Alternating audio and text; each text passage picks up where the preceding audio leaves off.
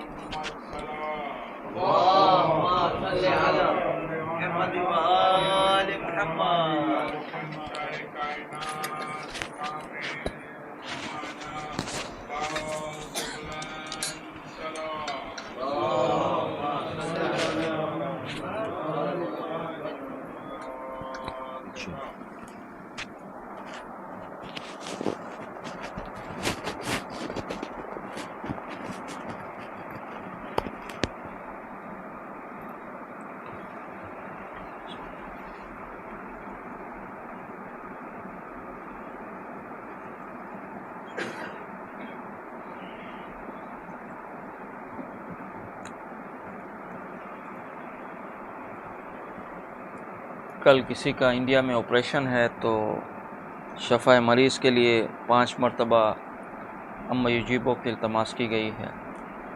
اللہم صلی علی محمد و آل محمد۔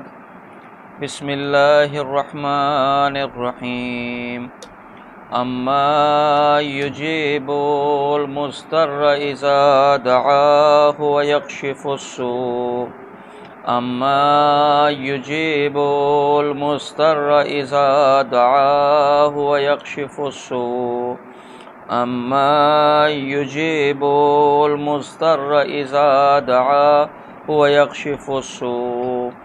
اما یجیب المضطر اذا دعاہ ویکشف السوء۔ اما یجیب المضطر اذا دعاہ ویکشف السوء۔ الفاتحہ شفائے مردہ۔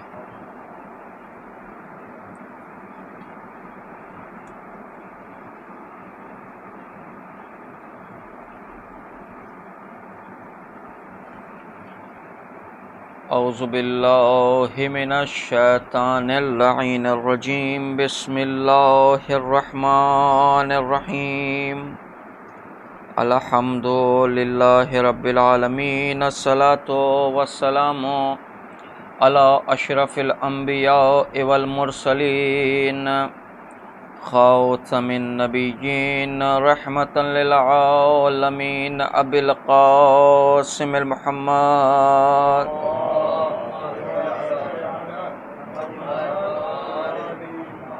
وعلى آلہ الطیبین الطاہرین المعصومین المظلومین، ولعنۃ اللہ علی اعدائہم اجمعین، من یومنا ھذا الی قیام یوم الدین۔ نود علیا مظہر العجائب، تجد عونا لک فی النوائب، کل ہم وغم سینجلی بعظمتک یا اللہ، بنبوتک یا محمد، بولایتک یا علی یا علی یا علی۔ صلوات۔ اما بعد، قال عز وجل فی محکم کتابہ المجید، واصدق الصادقین وقولہ الحق۔ بسم اللہ الرحمن الرحیم۔ فبأی آلاء ربکما تکذبان۔ صلوات۔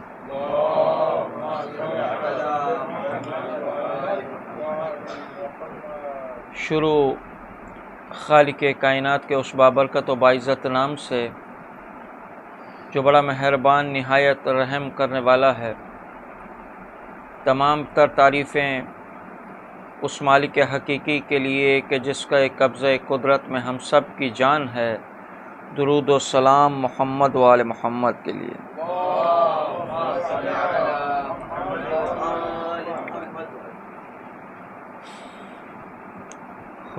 سلام آپ پر دختر مصطفیٰ، ہم نے آغاز ماہ ازا کر لیا۔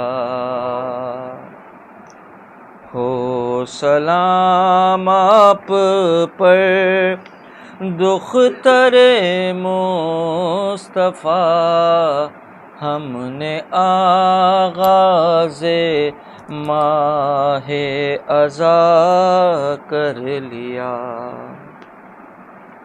زیب تن کر لیے ہم نے کالے لباس، بی بی در پر تمہارے جو آئے ہیں آج، پرسہ دینے کو آئے ہیں یا سیدہ، ہم نے آغاز ماہ ازا کر لیا۔ تیرے اکبر پہ آنسو بہائیں گے ہم، تیرے اصغر کا جھولا اٹھائیں گے ہم، اپنے گھر میں بچھائیں گے فرش عزا، ہم نے آغاز ماہ ازا کر لیا۔ اپنے بچوں کو سکا بنائیں گے ہم، پرچم باوفا بھی اٹھائیں گے ہم، باوفا کا بھی ماتم کریں گے صدا، ہم نے آغاز ماہ ازا کر لیا۔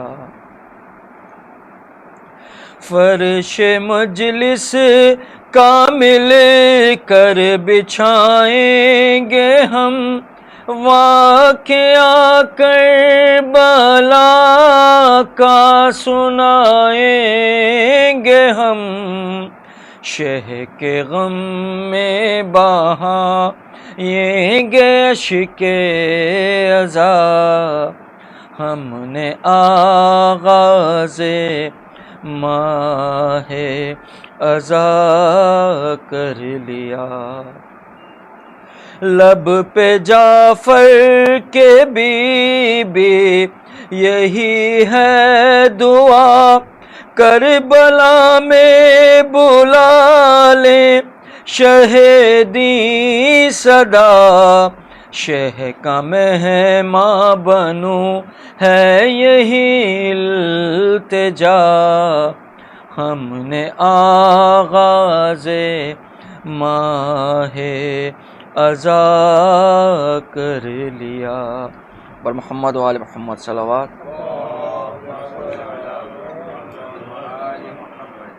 اذان محترم، جس آیہ کریمہ کی تلاوت کا شرف حاصل کیا، اسی آیہ کریمہ کے ذیل میں میں گفتگو کر چکا ہوں، اور میں نے یہ بیان کیا تھا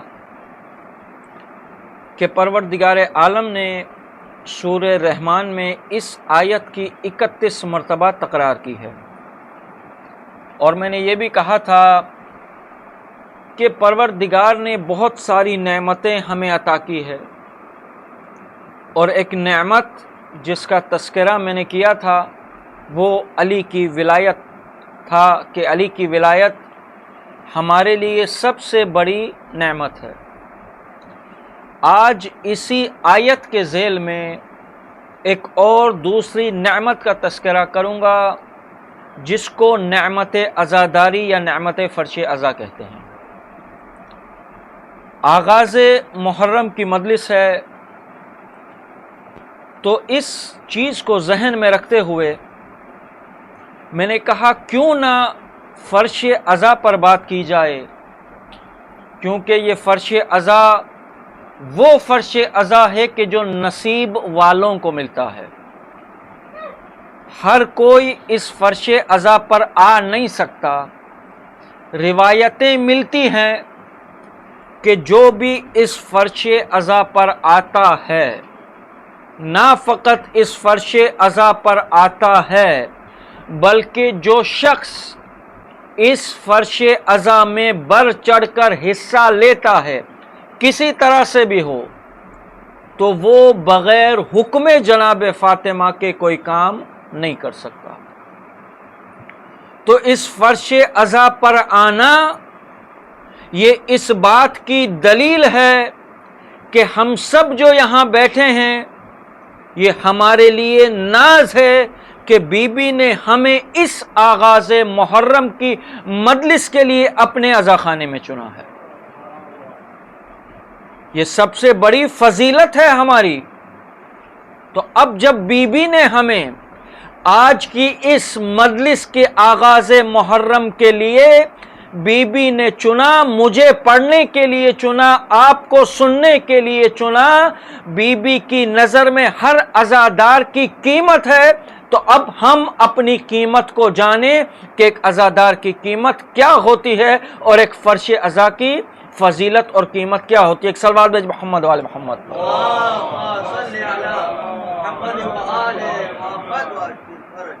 گریہ کرنا کسی بھی مصیبت پر گریہ کرنا، انسان اپنی مصیبت پر گریہ کرتا ہے زیادہ سے زیادہ میکسیمم پیریڈ 1 سال۔ اگر اس کا باپ، اس کی ماں، اس کا بھائی، اس کی بہن، اس کی اولاد، اس کی زوجہ اس دنیا سے چلی جاتی ہے تو وہ شخص اگر مغموم ہوگا، ملول ہوگا، گریہ کرے گا تو 1 سال تک۔ تو اب انسان یہ سوچے کہ یہ کون سا غم ہے کہ جو 1400 سال سے زندہ ہے، یہ کون سا غم ہے کہ جس نے مومن کے دل کو ایسی حرارت بخشی ہے کہ محرم کا چاند افق کے عالم پر نمودار نہیں ہوا کہ ہم نے اپنے عزا خانے سجا دیے۔ اس کا مطلب کہ حسین کا غم فقط رونے کے لیے نہیں ہے، یہ اپنے اندر اپنے ضمیروں کو جگانے کے لیے آتا ہے، ہماری روحوں کو بیدار کرنے کے لیے جو آتا ہے وہ غم حسین ہے۔ روایتیں بری پڑی ہیں، پروردگار نے کہا کہ اگر کسی انسان کے دل میں وہ خیر دیتا ہے تو کس طریقے سے دیتا ہے کہ اس کے دل میں غم حسین کو تازہ کر دیتا ہے۔ یعنی غم حسین، گریہ، عزاداری، یہ انسان اپنے آپ کو خوش نصیب سمجھے کہ پروردگار عالم نے مجھے عزاداری جیسی نعمت دی ہے، پروردگار عالم نے مجھے فرش عزا جیسا فرش دیا ہے، وہ فرش عزا جہاں میں اور آپ نہیں فقط بلکہ سب لوگ شامل ہو جاتے ہیں، اس لیے کہ اس فرش عزا پر درود بھیجا جاتا ہے، اور بقول قرآن کے پروردگار عالم ارشاد فرماتا ہے ان اللہ وملائکتہ یصلون علی النبی یا ایھا الذین آمنوا صلوا علیہ وسلموا تسلیما۔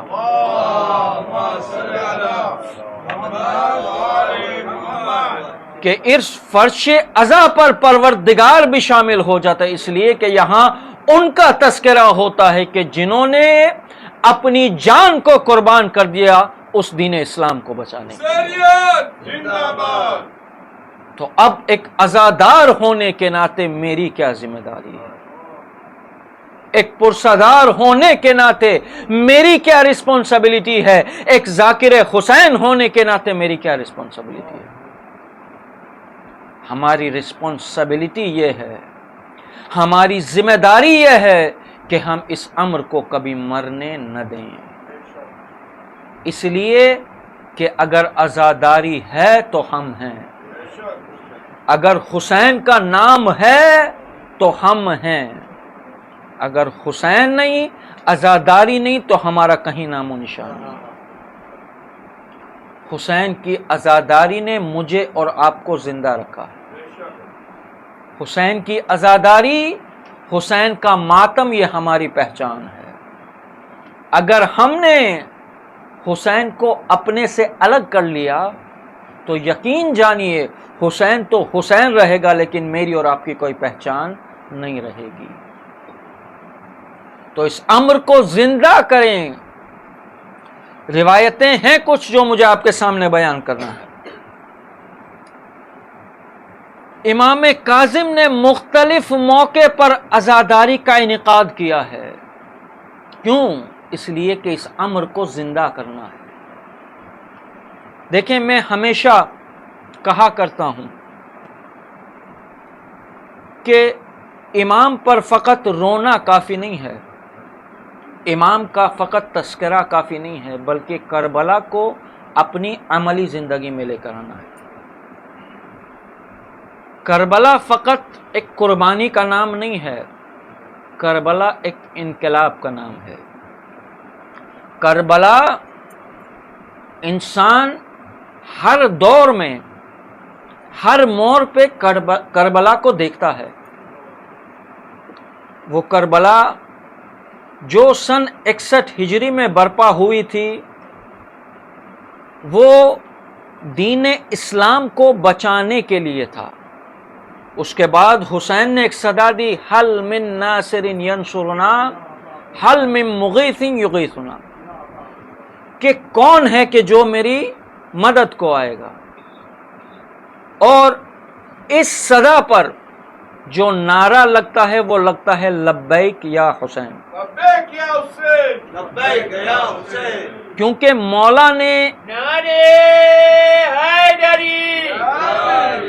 کیونکہ مولا نے سن 61 ہجری میں ہر اس انسان کو آواز دی کہ جو انسان اس صدا کو سن سکتا تھا۔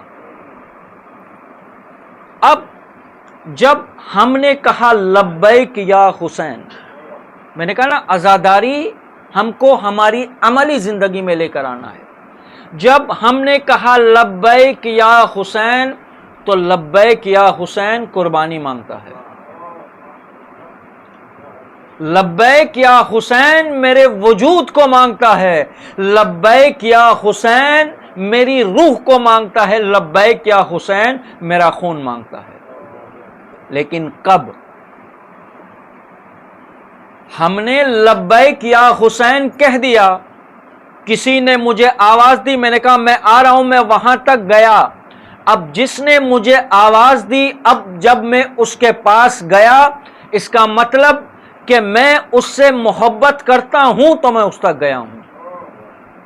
کیونکہ اگر میں کسی کو نہ جانتا، کسی سے محبت نہ کرتا اور اس تک جاتا تو کیا ہوتا؟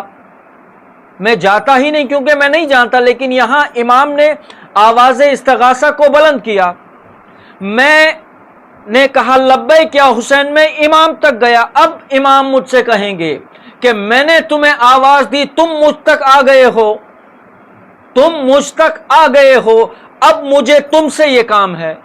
کیا کام ہے مولا؟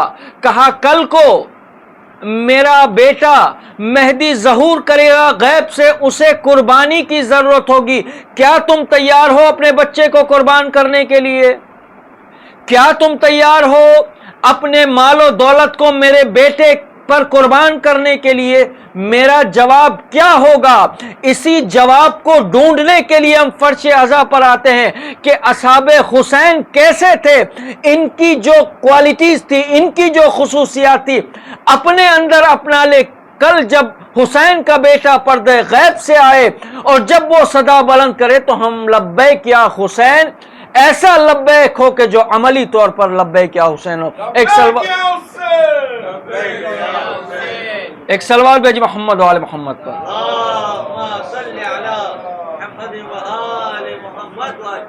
تو یہ فرش عزا فقط رونے کے لیے نہیں ہے، انسان کے امر کو زندہ کرنے کے لیے ہے۔ انسان کی روح کو اجاگر کرنے کے لیے ہے۔ مرحوم علامہ فیروز حیدر، انہوں نے ایک بڑا خوبصورت جملہ کہا کہ جب بھی انسان بے ہوش ہوتا ہے تو اس پر پانی کے چھینٹے مارے جاتے ہیں۔ جسمانی بے ہوش ہوتا ہے، پانی کے چھینٹے مارتے ہیں، انسان بیدار ہوتا ہے۔ لیکن جب انسان کا ضمیر مردہ ہو جائے، جب انسان کی روح مر جائے تو اس پر خون کے چھینٹے ڈالے جاتے ہیں۔ یہی کام حسین نے کیا، انسان کو بیدار کر دیا۔ اس لیے کہنے والے نے کیا کہا؟ انسان کو بیدار تو ہو لینے دو، ہر قوم پکارے گی ہمارے حسین۔ لبیک یا حسین، لبیک یا مہدی، لبیک یا مہدی۔ آپ کہیں گے کہ یہ کیسی بیداری تھی اور کیا کوئی بیدار ہوا؟ دیکھیں، جوہری جانتا ہے ہیرے کی کیا پہچان ہوتی ہے، اور جہاں سارا کوفہ امام حسین کے خلاف تھا، امام وقت نے جانا کہ ایک ایسا ہیرا ہے کہ جسے مجھے چننا ہے، اور جس کو امام حسین نے چنا اس کوفے سے، اس کا نام حبیب ابن مظاہر۔ یعنی کربلا نے ہمیں چننا سکھایا، کربلا نے ہمیں بتایا کہ اصل ہیرے کی کیا پہچان ہے۔ آپ اگر مجھ سے پوچھیں گے کہ غدیر میں اور عاشور میں فرق کیا ہے، غدیر میں لوگوں نے امام علی کی بیعت کی، بعد میں مکر گئے۔ عاشور میں امام نے شب عاشور اپنے اصحاب سے یہ کہا کہ میں تم سے اپنی بیعت کو لے رہا ہوں، چلے جاؤ۔ یہ وہ لوگ تھے کہ جنہوں نے کہا اے امام ہم آپ کو چھوڑ کر نہیں جائیں گے۔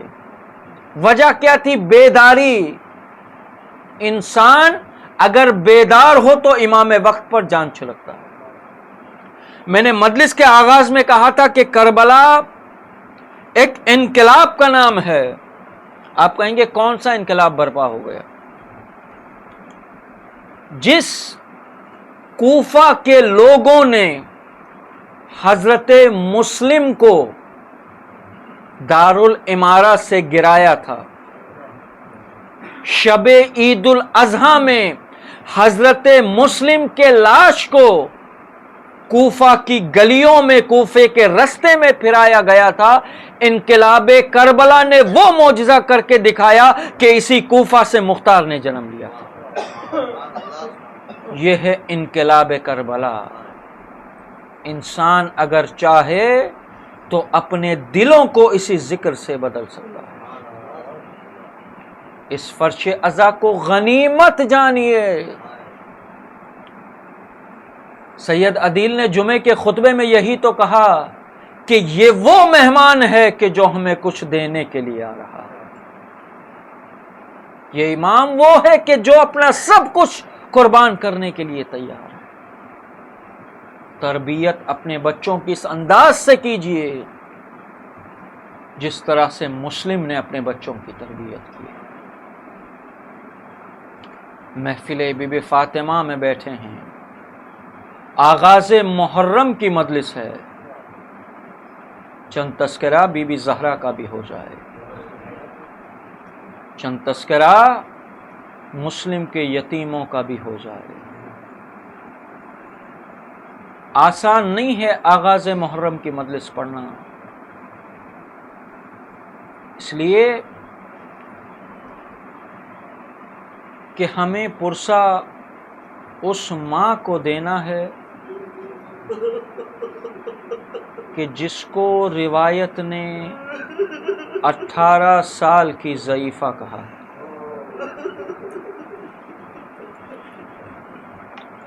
18 سال کی ضعیفہ کو اس لال کا پرسہ دینا ہے کہ جس حسین کو سیدہ نے چکیاں پیس پیس کر پالا۔ وہ سیدہ کہ جو بعد بابا اس حالت میں آ گئی کہ بی بی کو اپنے بابا کی قبر پر جا کر کہنا پڑا، بابا صبت علیہ مصائب لو انہا صبت علی الایام سرن لیالیا، بابا جو مصائب مجھ پر ڈائے گئے اگر وہ اجالے دن پر پڑتے وہ سیاہ راتوں میں بدل جاتے۔ اس بی بی کو پرسہ دینا ہے۔ وہ بی بی سنیں گے عزادارو، میں اس لیے آرام آرام سے پڑھ رہا ہوں، یہ آغاز محرم کی مجلس ہے نا، پہلی مجلس ہے محرم 1445 کی پہلی مجلس آغاز محرم کی ہے۔ دل کھول کر بی بی کو پرسہ دینا، ہر ایک کو یہ آنسو نصیب نہیں ہوتے عزادارو۔ روایتوں میں ملتا ہے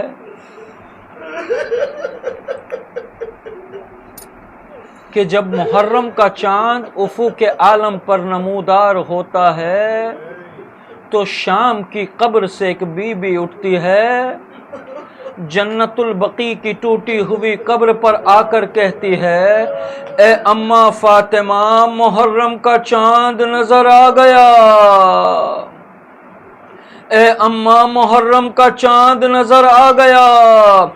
یہ دونوں بیبیاں کہاں جاتی ہے سنیں گے، دلوں کو تھام کر سننا، جب آنسو اپنے عروج پر ہو تو دعا کرنا، دعا کرو گے تو کیا ہوگا یہ مصائب کے آگے سننا۔ ایک مرتبہ